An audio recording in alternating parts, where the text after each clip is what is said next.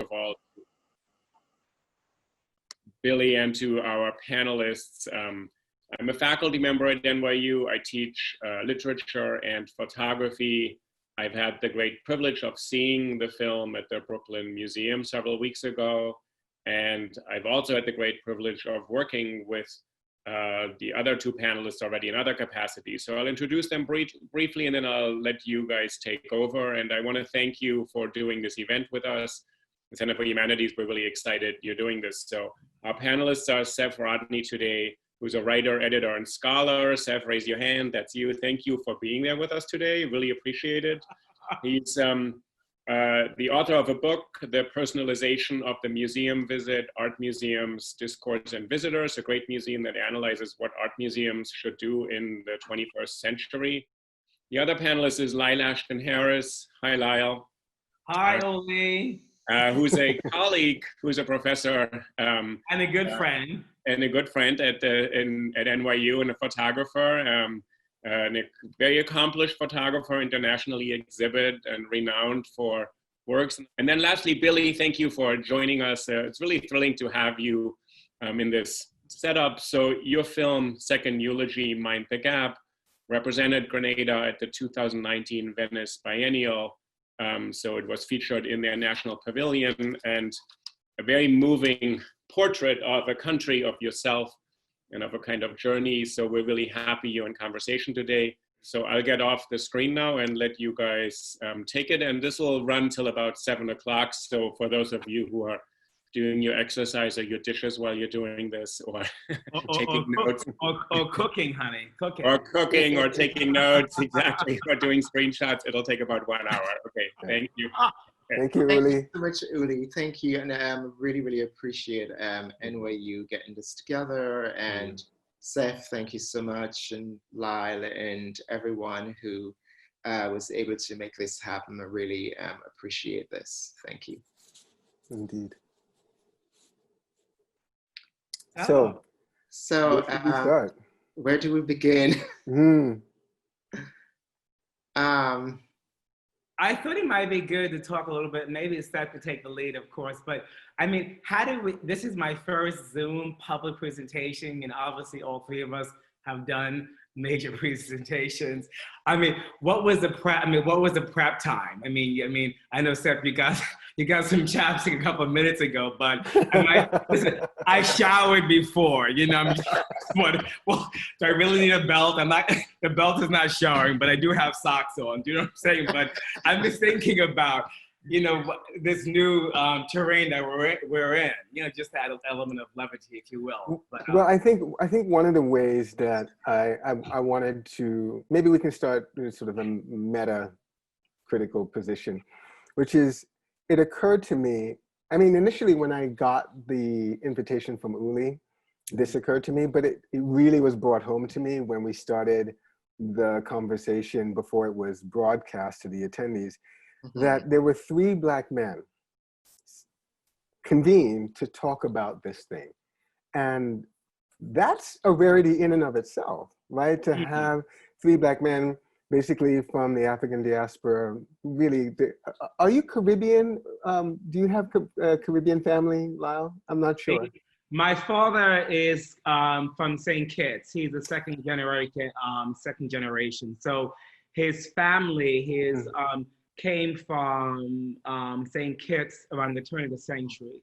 In fact, my father never went back, but I actually went back about 15 years ago. Right. And then I'm going to ask Billy to just sort of rehearse his ancestry a bit. But I'm from Jamaica. I was born there. I grew up in a very Jamaican household. So when people ask me how I identify, I generally identify as Jamaican. That has a lot to do with my worldview and my sort of sense of, well, Jamaican working class families are very aspirational, and that's very much part of my way of looking at the world. And Billy, can you talk a bit about what your connection to the CARICOM community is? Yeah, originally from Grenada. My family is from Grenada, and I was born on the small island called Petit Martinique with 700 people. And it's one of the sister isles of Grenada. Grenada has two smaller islands that make up the Grenadines of Grenada. It's Carriacou and Petit Martinique. So I spent most of my childhood on that island until I left to go to Grenada and then eventually the UK. But my family is predominantly African descendant, but also a lot of them came from Scotland, generations of Scottish, boat builders, seafarers, fishermen. So it was an interesting, and that was very present in my life growing up in the Caribbean on the island itself. And I think because it was such a small island in general, there was a way in which those kinds of traditions and places were very much prominent and preserved. Right, and thinking about places and maybe tropes that are really prominent in your film, Second Eulogy, Mind the Gap, the seafaring is a prominent motif.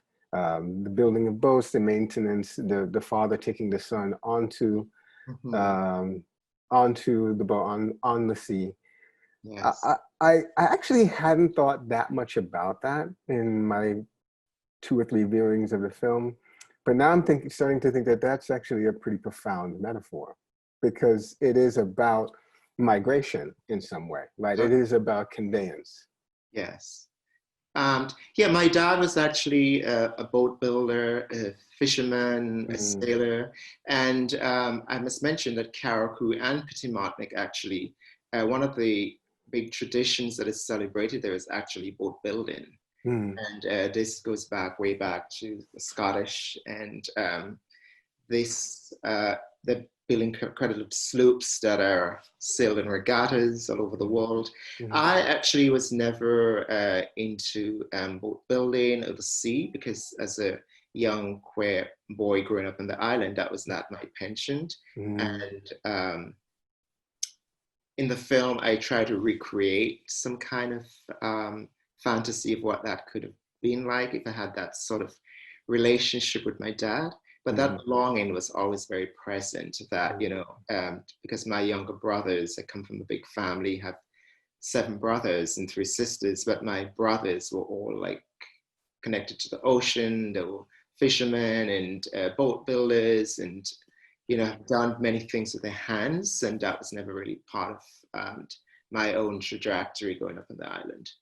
And I think that one of the themes I want to interject and say, it's curious that Billy says that he did not have much connection, let's say, to that, but in a way the film reimagines a relationship to the water, where the figure is constantly reemerging from the water. So there is an element similar to, if you think of Julie Dash's Daughters of the Dust, of reemergence, libations, cleansing, etc. So in a way, although he might, because of any number of differences, might have not followed in a patriarchal lineage of building boats or fishing, in a certain sense, his return to the island is through the return home, but also claiming the sea, the water, as a metaphor for rejuvenation, cleansing, etc. So I think it's important to talk about that.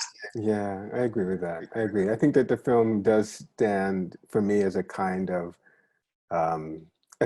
rejuvenation, a rejuvenation of the relationship with the father through a kind of imagined story. Totally, yeah. And, you know, even though, as I mentioned, I didn't have much of a relationship to the water is ever present in the Caribbean, in one's life, in terms of how one earned a living, as I mentioned, fishing, the sense of migration, the triangle of slavery. All of that is very much connected when you grow up in the Caribbean. And so water is ever present in the work as a spiritual metaphor, as well as a way of earning one's livelihood, and also as a way of history, how we came. The opening of the film, for instance, the characters, which are called Jab-Jabs, emerged from the water. At the end of the film, the lead character goes back into the water. So water plays a really important metaphor all throughout the film. Beautiful.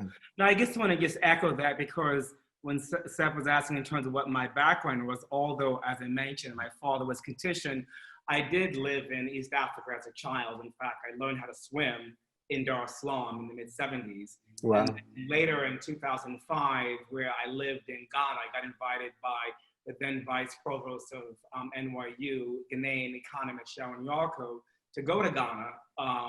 And that one semester actually turned out to be 7 years. And I was just gonna share, this is an image of a boat of fishermen and women catching the fish. So it is about libation, but it's also about labor. And Yes. within that community, what I get from Billy's film is the idea of, let's say, play as well. So I am interested in that figure that goes back and reclaims that space as a site of rejuvenation again. See, I actually take the I take the use of water as a kind of way to talk about a darker side of the film, which is exile, which is how the main character essentially is exiled from the father, right? He's exiled emotionally from the father.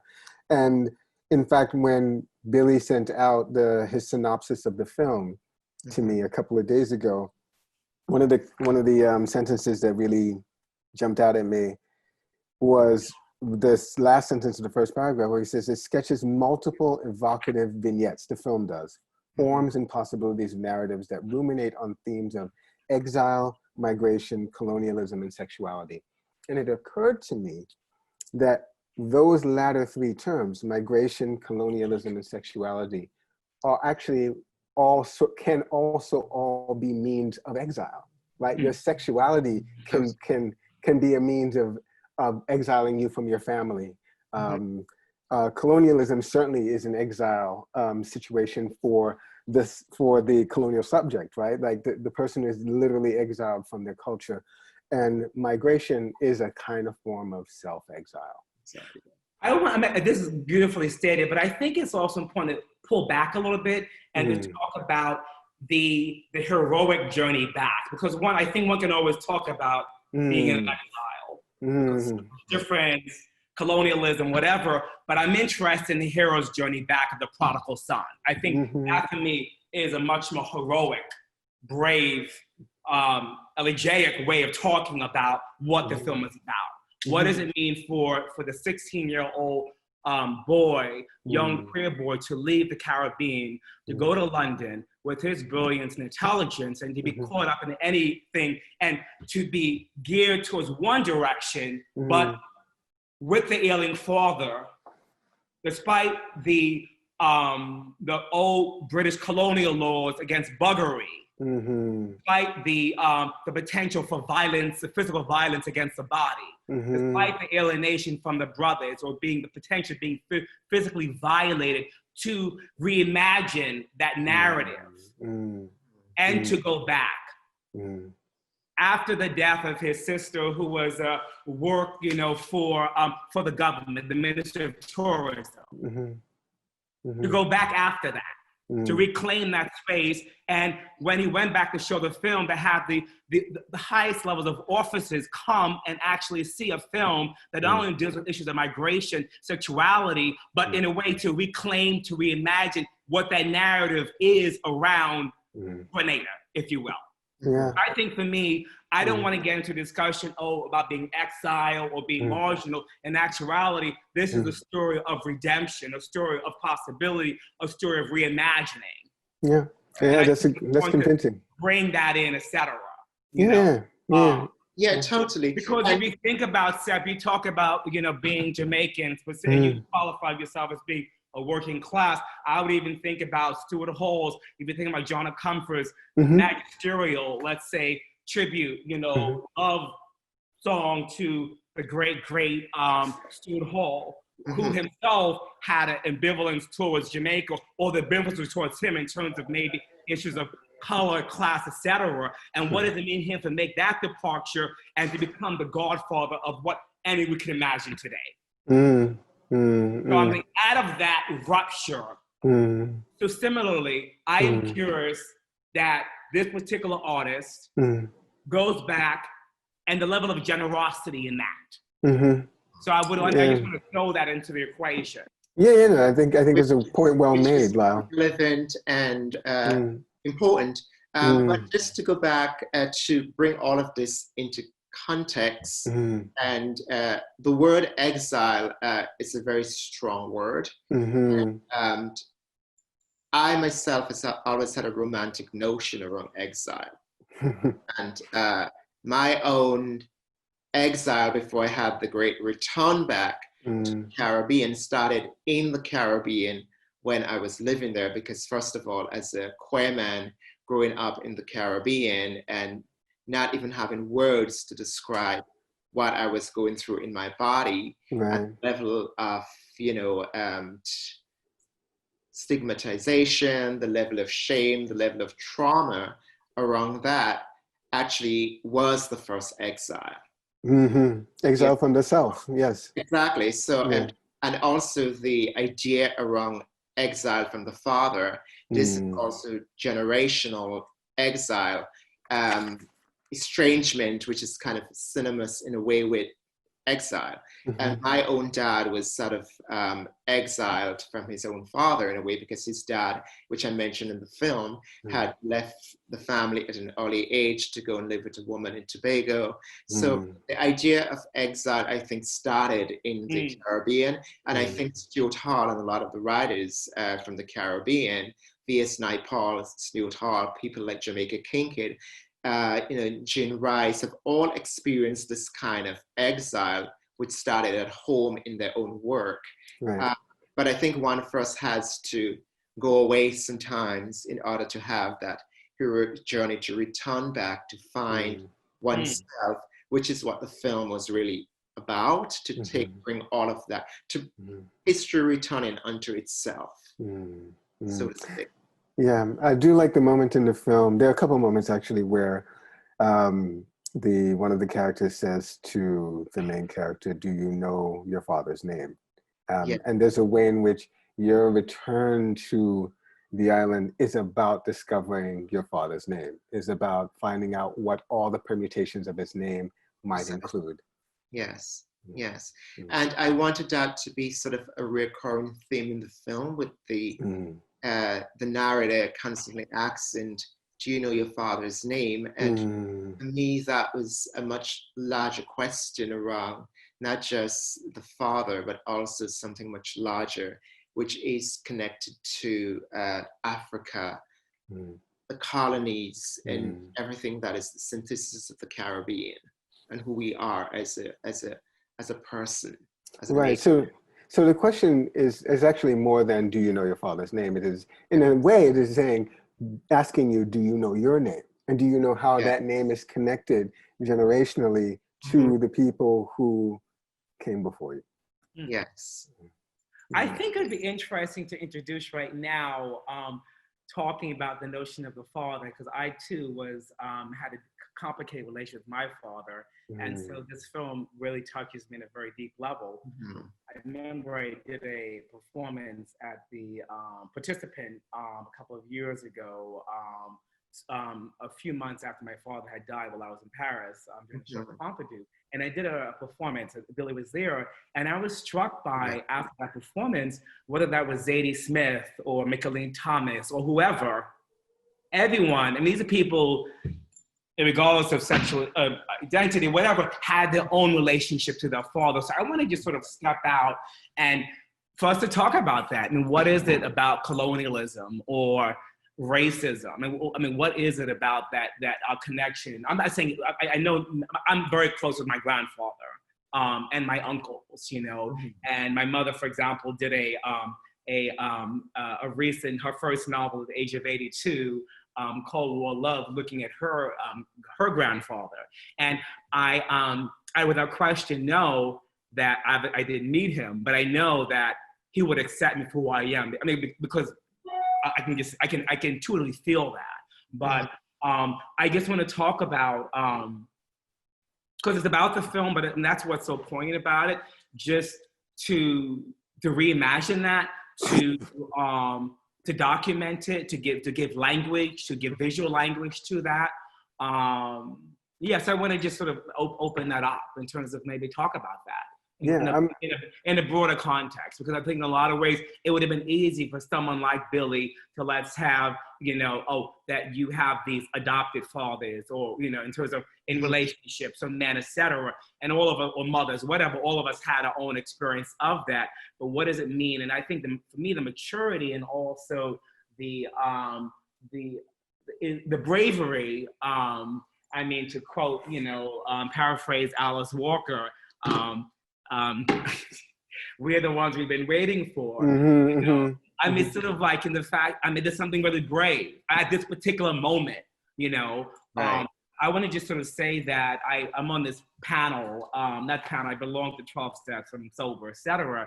And I was in a recent meeting, and I've been in for 20 years, and a recent meeting, the men of color, a special interest group within this particular organization, they were talking about what does it mean in this period of COVID-19 to be highly affected by the communities who are dying, and particularly people of color, poor people, etc. And what am I trying to say specifically? I feel this particular moment, and I think this film is symptomatic of that, really the absolute necessity and the yearning and the possibility of reimagining what might for the next generation. I think, as my astrologist said, it's not just in terms of through this recovery work, through this healing work, through making the film, it's not just healing the relationship to his father, but in a way of healing backwards, but also healing forward. And that for me is one of the beauties of the film, that it does that as a document, Yeah, I think that there's a profound point you've made. And if I can talk personally about my own complicated relationship to my father, Right. which might help us unpack some of what's happening in the film. I feel like I'm not at that place of what Lyle is framing up as bravery. I don't think I'm at that place of yet being able to be the hero.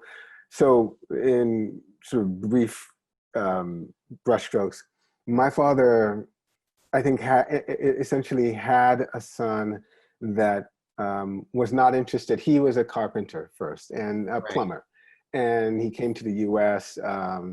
And began working began to be employed as a plumber. He saved his money, eventually bought a few properties, and now he's a landowner. But when growing up with him, he was always fixing something, and I had no aptitude for that. And I could tell pretty early on that he did not like that about me. So I grew up with a father who was I remember my childhood sort of being this long wash of being afraid of my father because he was always angry. And he was angry at me, and he was angry at his wife. He had a bad marriage with my mother. He's clearly very dissatisfied with the marriage, and my mother was not satisfied with the marriage to him either.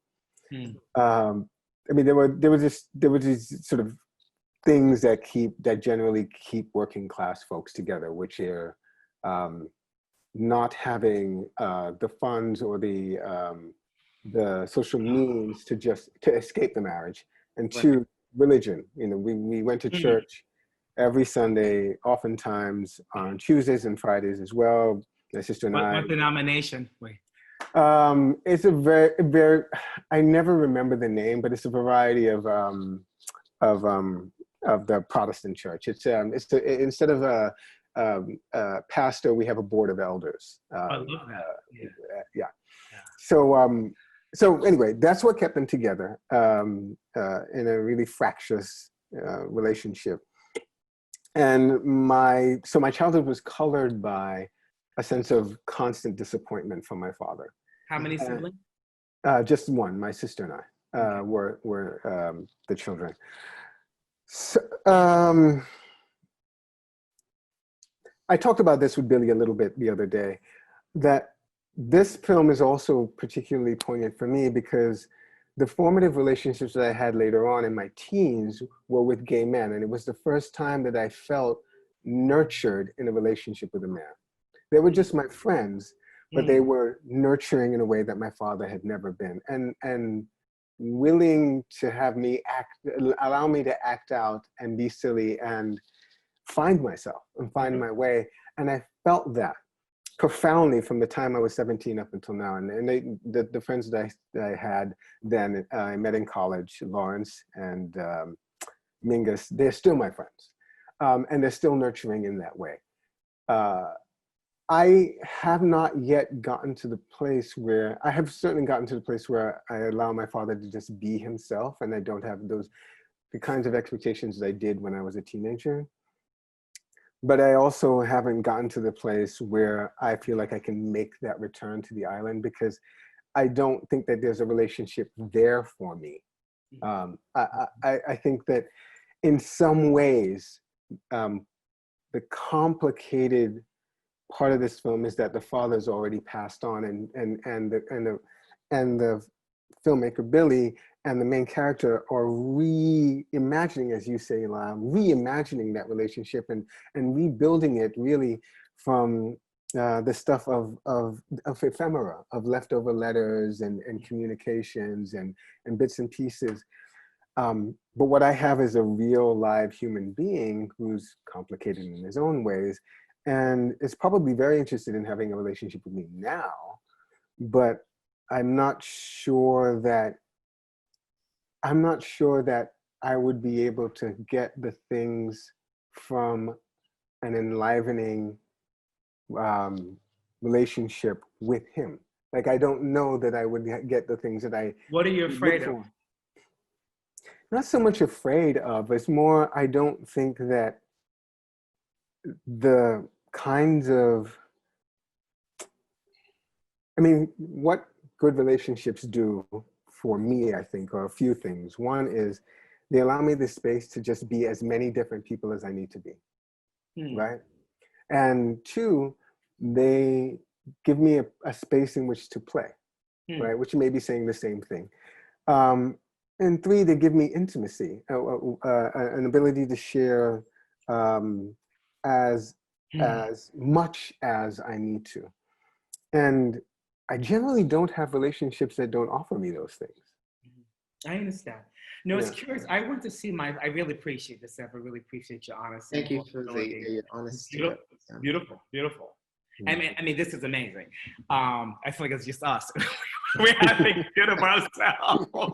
Anyway, we should plan for dinner. I'm a very good cook, so we'll plan for that. When you come up, I would love to. when all this is over, on your way up to Beacon, or go to Beacon, then we can all meet up here, and I'll make dinner or something. Okay. But anyway, I went to see my father. In a way, I sort of called his bluff. He passed away, I mentioned 2 years ago. But about 15 years ago, his sister, Joyce, and I went up to see him. I prepared, Billy knows, a chicken soup from scratch, 4 different Tupperware dishes. My Aunt Joyce had 4 or 5 Christmas gifts from 4 years in a row. And we took the Metro North up to Croton-on-the-Hudson, where he lived with his wife, Michelle, who he left my mother's home in 1973, and he went straight there. And we just got a taxi from Metro North, over to his home, and we knocked on the door, and he couldn't open up the door. And it was the most surreal. I mean, it was almost as if, because both of us were threatening to see each other, etc. And we were talking through 2 acres, beautiful home, etc. We were talking through Venetian blinds, and he had put his arm, and I was asking him to just open up the blinds to be able to see him, and he couldn't do that. So I'm on the cell phone. He's on the phone. The taxi's waiting, and that was the closest we have been in the last, maybe, since my grandmother died in, I believe, in 2001, my mother's mother.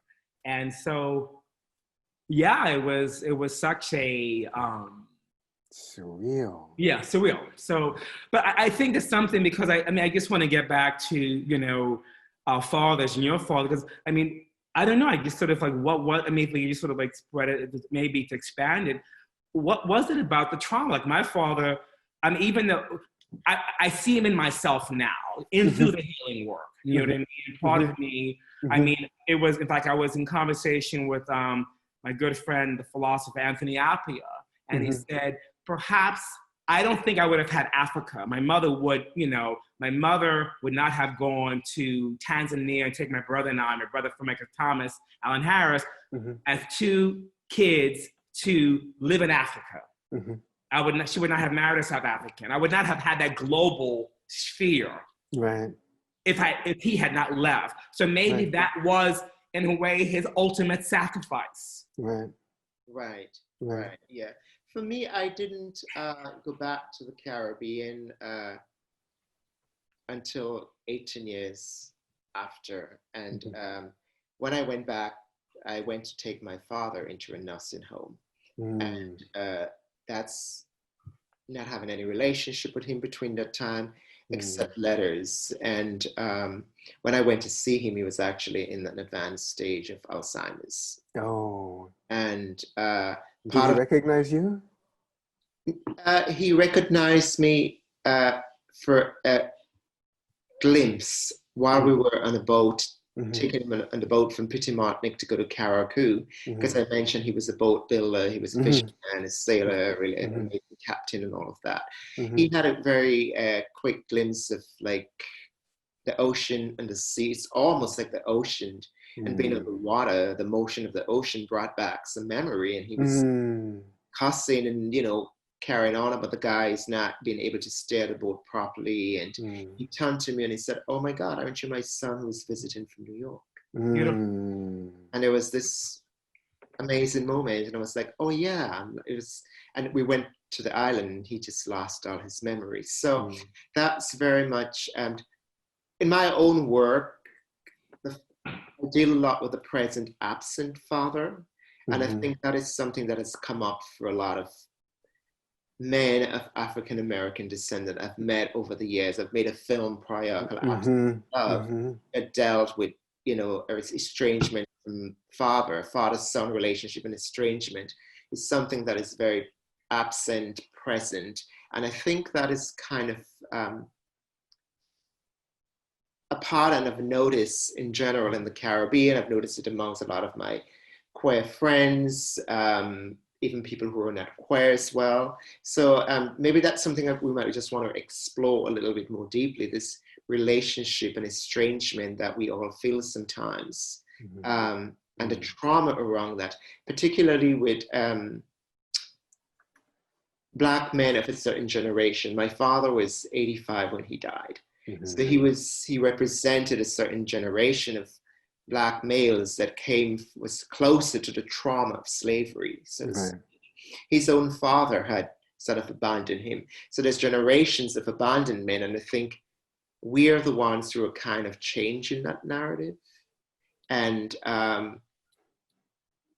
having a more deeper sense of respect for children and nurturing them in a certain way that we didn't get nurtured. I don't have any children myself, but I imagine if I was a father, I would be a very different father than my dad was. I see my own brother, and the way he's very nurturing in a different way than my dad to his children.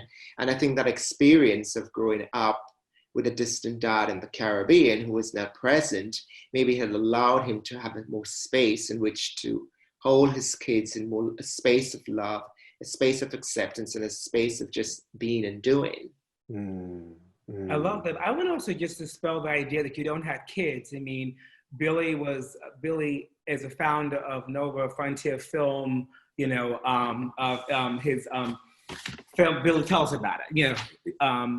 I mean, it's important the fact that you have been very influential in terms of like working with high school students. I mean, he had an experience this past year where at a high school student in Brooklyn, and the first, he was called, I just hearing about it traumatized me, called the faggot, and then after working with these kids, I mean, this is a man, in his mid-40s, having to deal with this in 2019 in a New York public school. And the thing is, he still drilled down and throughout the semester, showing films like Push, etc. Those students were eating out of his hand at the end of the semester. So again, I think it's similar to going back to home, in fact, not leave, because it's easy to think, oh, that why have to deal with this difficult stuff, as opposed to taking on the weight and processing. So I would somehow say that is a form of, let's say, sharing. We nurture each other. One doesn't have to biologically have kids. One could be, I very much consider Billy is a soul brother of mine. And we, in terms of, I don't think I would be here today without the type of friendship that we have had, in terms of knowing the level. I mean, you talk about in terms of your friends, you growing up, the element of play, or to have that type of mirroring, as my brother's film, Amir Carter, I see you, but I do know what, I understand what Billy's saying, but I think it's also important to acknowledge that that one could have different forms of relationships with fathers, that for me is Oakley or Fanon, or let's say, multitude of like Isaac Julie and John Comfort, people who have been there for me, had mirrored possibility. I remember when I was in grad school having certain people, Marlon Ritz, Esther Temple, they may not have been my biological fathers or brothers, etc., but they understood and they telegraphed to people, he is anointed and he is to be watched after. So I think in a way, we have to open up, and maybe at this particular point, that maybe the idea of the father is just a screen in terms of Seph talking to you. Well, in a way, are you willing to reckon with the fight of yourself that is your father? Because I had to come to terms with that. Right. Am I willing to somehow, while I'm living, to reconcile that part of me that is very similar to him? My mother, whenever when she wants to put me in place, she would say Thomas Harris Sr. Because, when I want to channel that energy, that's not my mother's father. That's like a genteel, Johnson. That's definitely, Thomas Harris Sr. When I, in terms of the structure I have, to be able to go on any continent, and I've been to a few, to negotiate the Ghanaian landscape with homosexuality against the law. So I want to sort of give space to those fathers, even if they might not have been able to show up in a way that we might have wanted to. Thank God, or thank higher power, that we've been able to heal the part of us that went looking for intimacy in the wrong spaces. And as Billy's film is doing, showing another type of narrative. And that sense is deeply new, generative, and healing, particularly around the specificity of sexuality. We've seen other paradigms which have been, that I without question, have given structure to where I am today. What I love about this film is not to shy away from the specificity, even the flicker of the cock, if you will, in a way to pollute the visual narrative within that colonial, post-colonial landscape. And the absolute refusal to sublimate that, but to bring that in. And that's where we are right now. We're not talking about Spike's generation. We're not talking about, let's say, she's got to have it. It's very specific to the Caribbean, I want to say. And this conversation that we're having here now is very specific to the culture and the space in which we are right now. But in the Caribbean, there's a lot of, brothers and sisters who are still struggling with, homophobia, internalized homophobia, external homophobia, trauma that they're still dealing with on a daily basis. So I do think that what I was trying to do here in the film as well is to show another side of the Caribbean and its relationship to religion, not just the colonial aspect of the Caribbean, but the influence of religion, the influence of the synthesis that was mentioning of water, fire, earth, and the verdantly charged landscape that all becomes, holds with it some effigies of trauma as well for people who live in the Caribbean. Let's talk about James. How did you, let's talk about the film itself. James being the young character, the main character. I think it might be interesting to pull back and talk about how the film came into being. I mean, what were the logistics, if you will, for recruiting people? Because I think that even tells, I think there is a film of the making of the film. So let's break that down. How you arrived there? How did you recruit the main characters? Yeah, so when I was told that I was part of the Biennale representing Grenada, I knew in my head that I wanted to make a film. I didn't know how I was going to make a film because we didn't have the money to do that. And Grenada being a very small island with limited funds for the arts, we were in the process of doing a GoFundMe and raising money while I was going to Grenada with my producer, Lauren Beck, to shoot the film without, I hadn't been to Grenada and spent much time in Grenada. The last time I was there, as I mentioned, I went there to take my father into a nursing home, and it was literally like a 6-day trip. So I haven't really spent a lot of time there since I've left. And I had a lot of fear, a lot of trauma around returning back to make a film that dealt with homosexuality, to dealing with, you know, these kinds of personal themes around my own life. So when I went there, I did a casting call and didn't get the kind of actors that I was looking for. And I also went to Grindr, which is a social app that is used here mainly for more sex. But there, actually, Grindr is used more like a social app to connect people, because we're living in a place where there's not a lot of exposure and spaces for queer people to come together. So that was how I actually met some of the characters, the gay characters that I met and interview. And John T was all part of that connection and meeting, who plays the lead role in the film. And yeah, that's kind of the main story around meeting and casting people. And did you get a sense from John T of what his relationship with his father was like? So again, there's a lot of similarities. John T, when I had met him, was going through a lot of trauma in his own life.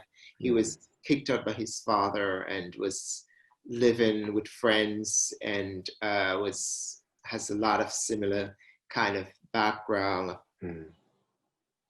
a lot of trauma. And this was very much the case with a lot of the young men that I met and spoke to, who were living, you know, with friends, or were kicked out from homes. They had a lot of experience of sexual abuse, molestation. So that's very much a very common theme that you would find amongst young queer people in Jamaica, in the Caribbean. That being said, you know, there's a boldness that John T has, I was drawn to in the film. And I also just in John T as a person, and on many levels, there's many aspects of myself that was mirrored in John T, that got transferred in the film and through our relationship and talking to him in the process. You know, I want to go back to something that Lyle said earlier. I just was able to put this together in my head, listening to you talk about John T and the sort of similar the circumstances that you share with him, his history that you share with him. It makes me think that it's only possible to make that heroic gesture, to come back, to make the brave gesture of returning to the Father, after you've had the moment of exile where you've had to realize yourself who you are.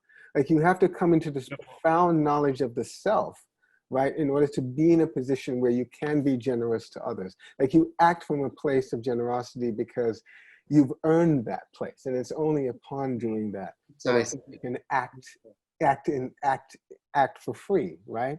I mean, the story that Lyle alluded to of you teaching these students in Brooklyn and having to deal with overt homophobia,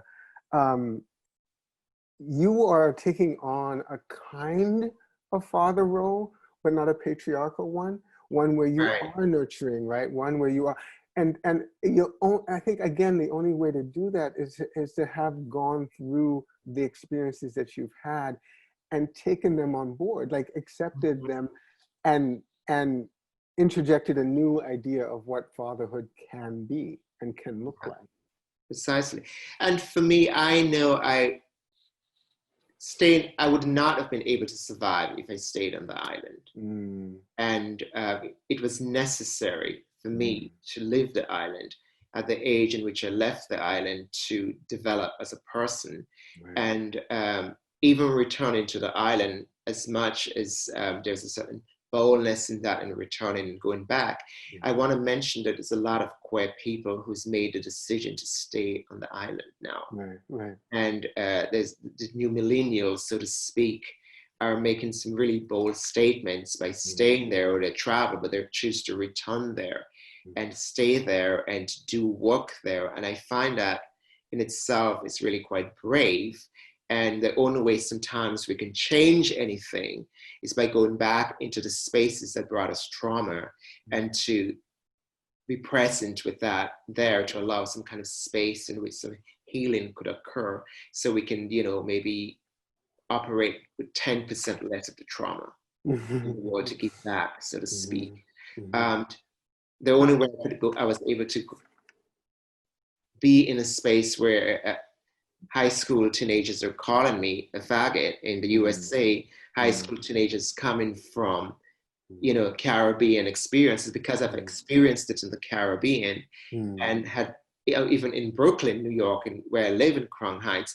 But the fact that I've had those experience and travels, I'm able to be with that without allowing it to affect me in the way it would have when I was a teenager in the Caribbean, or even sometimes it still affect me.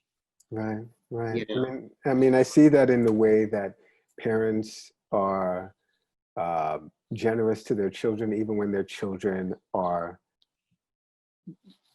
just obstreperous and uncontrollable and mean-spirited and acting out. In fact, I had a conversation with a professor of mine when I was in undergrad, Ross Wheeler. We were talking about love.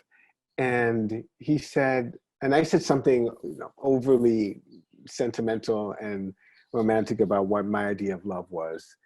And he said that he remembers watching a woman with two toddlers, and both of them were crying and acting out. And she had one in her arm and was struggling to keep him there, and the other one by the hand, pulling them up a flight of stairs, struggling to keep them with her and not run off into traffic while she was fumbling to get her keys out of her coat pocket, and dragging, you know, a baby stroller behind her in the crook of her arm, and finally getting the key into the door, swinging the door open, throwing the two kids inside, and swinging the door shut after her. And he said, that is love for me. Wow, beautiful. Yeah, yeah. It's that willingness to bear through the struggle, right? That willingness to like put up with all of the carrying on to get them home safe. Yeah, beautiful. I remember, it reminds me of in the 90s, Bell Hooks said to my mother that she wanted to have kids, but she was afraid they would not be as brilliant as my mother's kids. And my mother said something, you know, always on top of her, you know, again, well, we have to love them. You know, it was something like that, you know, that Belle was saying that she would be afraid, you know, if the kids would be brilliant. And she says, well, my mother, her told you love them into brilliance. You love them into existence. I mean, it's sort of what you're saying. Right, right. Right, and I love. I do want to ask about. Oh, there is a question I want to ask about the film before we forget to and close the broadcast. Billy, the film is titled Second Eulogy, Mind the Gap. Second eulogy. The first was for the father, I'm assuming, and then the second, I'm gonna guess, is actually for the mother or the relationship with the mother. It's a mix of all of that. So I was sort of had an strange relationship with my mother as well, and I which comes through in the film. Yeah, and I didn't go to a funeral. And when I went to see my dad, I felt it was kind of a eulogy already, because he didn't know who I was except that brief moment. And I was just there as a functionary doing the things that a son should do. by putting him into a nursing home, taking care of him, that I wasn't really present to him. He didn't really had any inclination of who this person is, except that moment. And I had made a film before called Absence of Love that sort of dealt with a similar relationship. So it was, again, a return to a kind of a eulogy that I was doing on the absent, present one. And of course, the connection between my dad and his own dad, which had in itself this effigies of longing and almost a kind of a eulogy there as well. So for me, eulogy we usually associated with that, but for me, it was more almost as a kind of a liberation to these people. Okay. You know, and the idea of like minding the gap, it was more kind of like a process, a space in which one process, a container, if you will, to hold these kinds of difficult emotions of grief and longing and rage and, you know, all the feelings that was there inside that eulogy that I wanted to express. I wonder if we have a moment too to just talk about how the main character in the film processes loss, and what, if any, parallels there are between what happens in the film and your own experience of losing your father.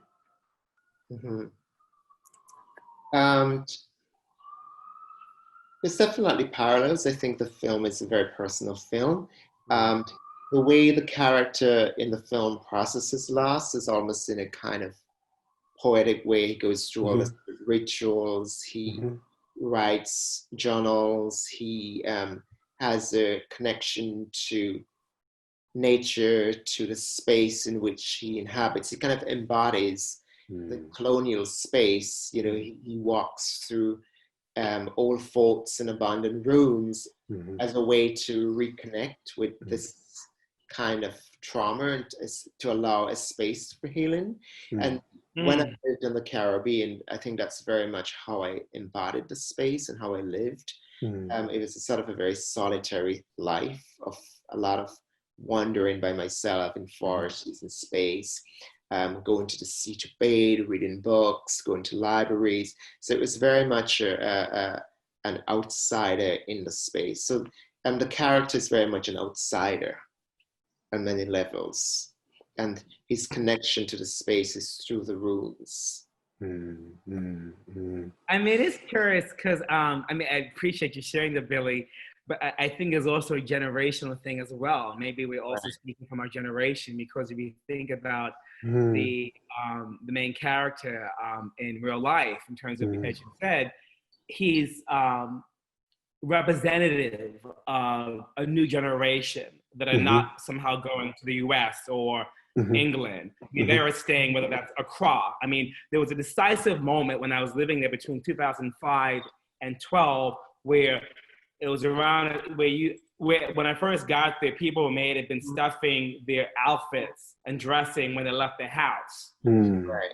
But in 2 years of being there, they were to the Beyonce anthem. They were in all the regality and queerness were in the social space in a club. So I want to just sort of say things have, you know, shifted radically. In fact, right now, the Frankie Adosin, who's an author, professor, journalist. Seph, do you know him? He's head of African House at NYU. And just thinking about, if you think about NYU, it maybe just as a laboratory in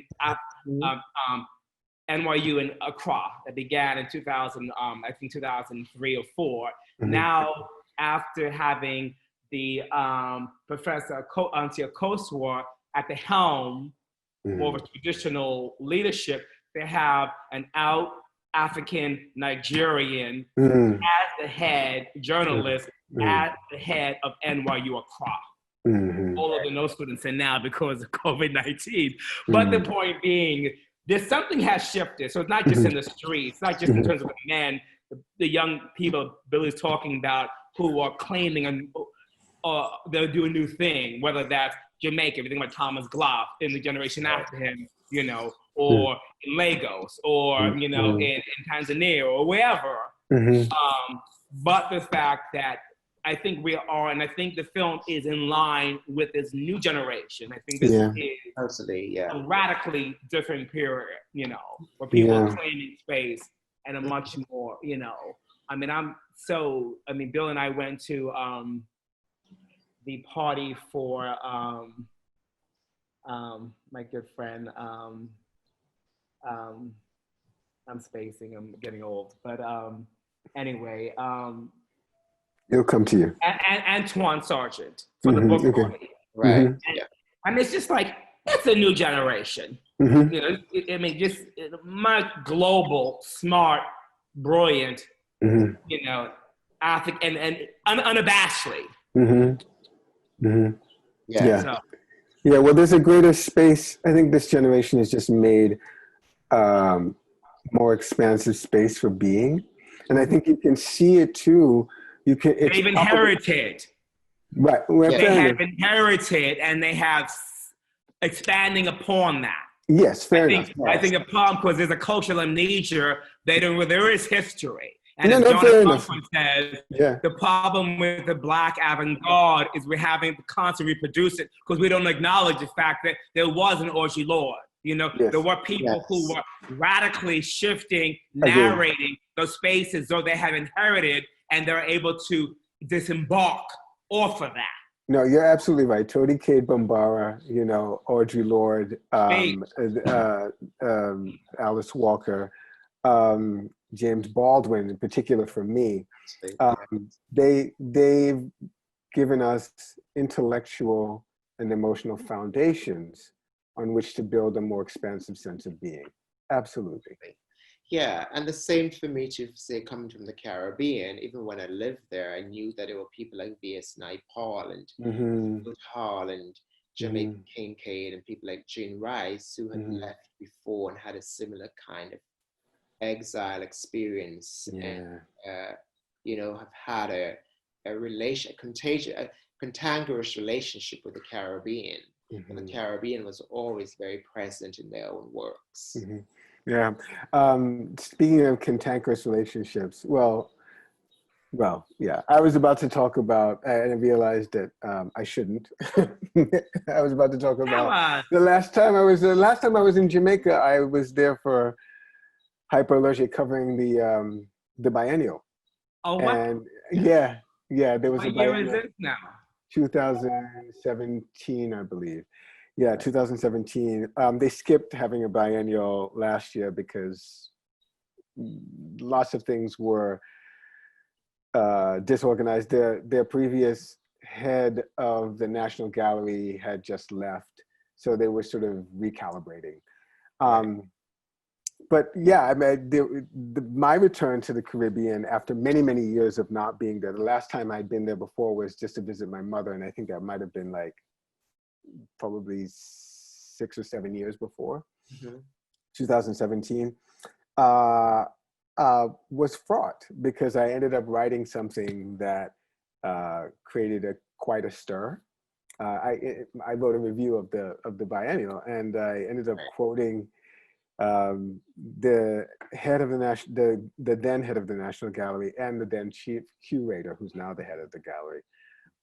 And the quotes I had were rather, what's the word, provocative, I suppose. Right. And so people didn't respond very well, but it reminded me, I ended up having a long conversation with Ebony Patterson, who was also there on the island when I was. Oh, wow. And Ebony's a lovely human being. Yeah, she's lovely. Yeah, she's a brilliant artist. And voluptuous. Yes, absolutely.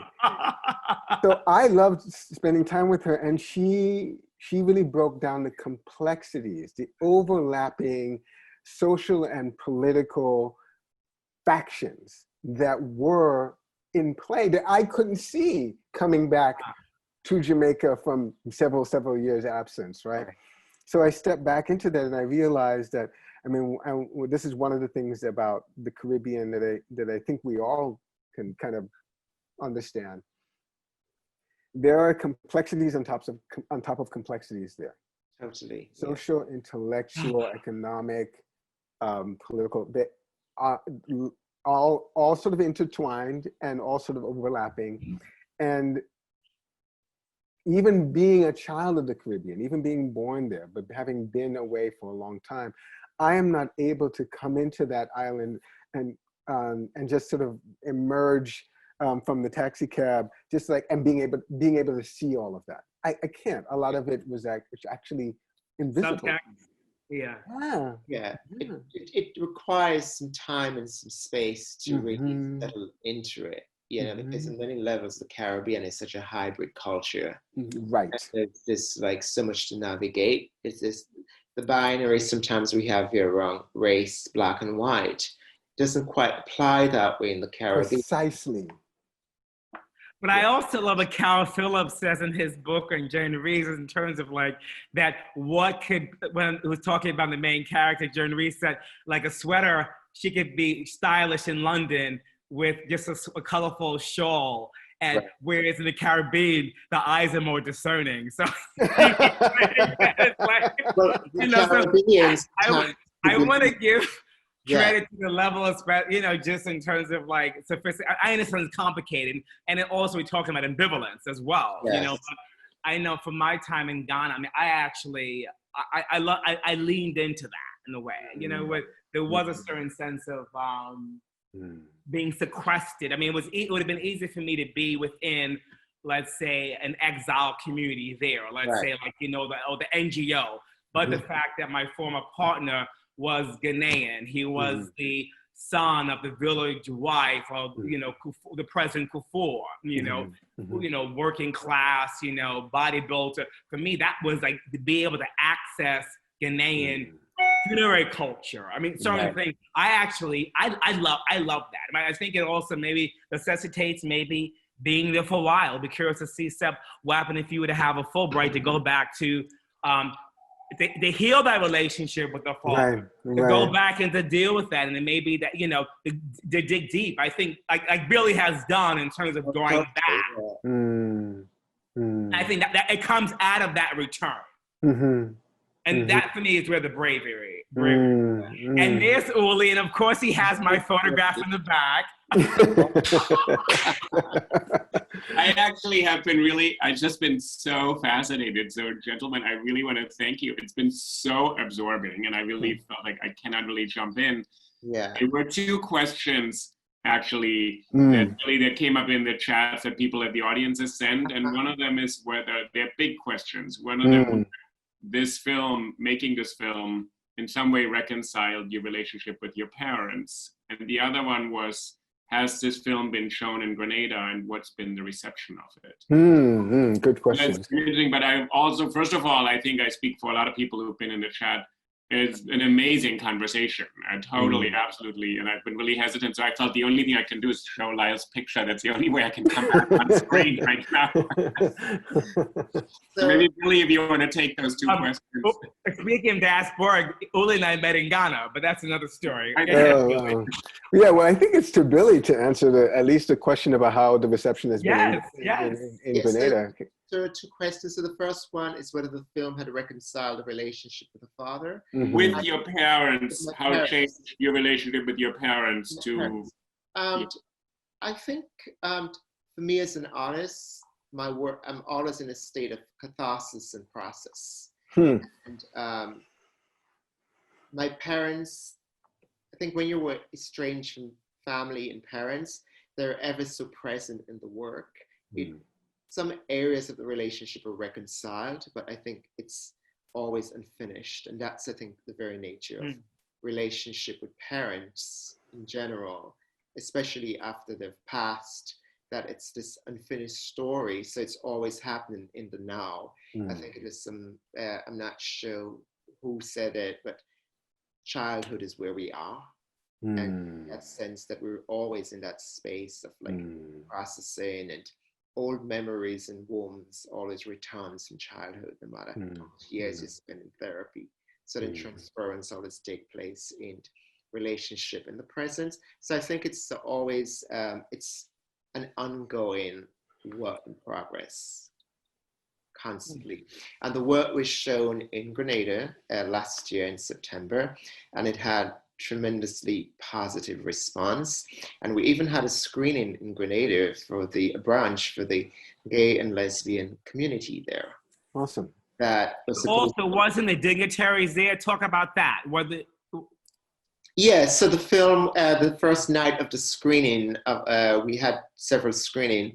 The first screening was people in the ministry and various people who were, because I represented the island of Grenada for the film, one of the artists who represented. So there was a lot of people there from the island who supported the work. And also the screening for the LGBT community was actually pretty incredible, because we ended up spending the whole afternoon just talking about issues not just around LGBTQ community, but also issues around women and how the issues that women deal with in the Caribbean, living in a society sometimes that could be predominantly very male and very patriarchal.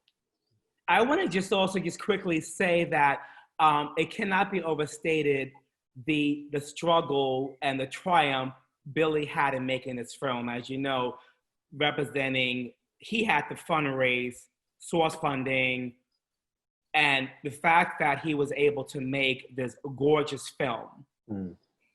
And a film for me is on the lines of, let's say, Maya Deren's meshes. I mean, just thinking about being an educator and looking at works, canonical works. I say this is work and needs to be institution, whether that's a Tate, the Brooklyn Museum,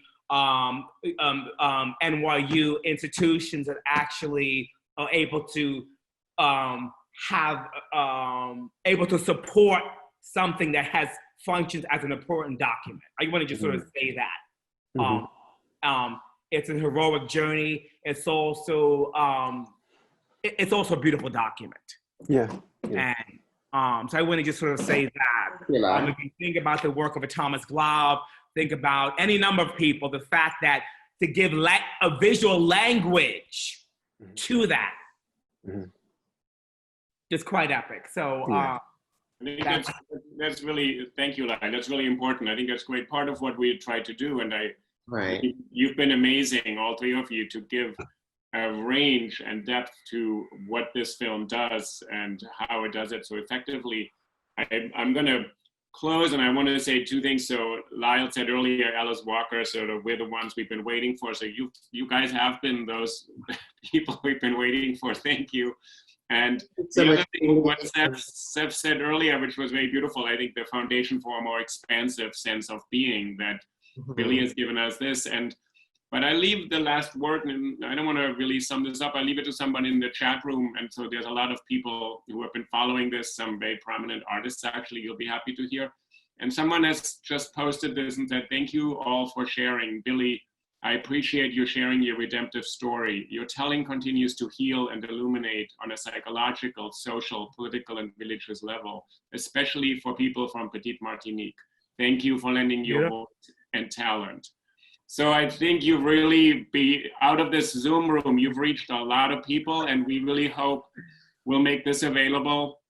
We really hope this is going to deepen the conversation around this film. And to second what Lyle said, that this film will be acquired by an institution to be available for other people to see it as the work of art that shaped this conversation. So this has been really incredible, guys. Thank you so much, Uli, and thank you, Uli, Molly, and Talia. Yes, thank you all. Seph and Billy. I'm looking forward to that dinner.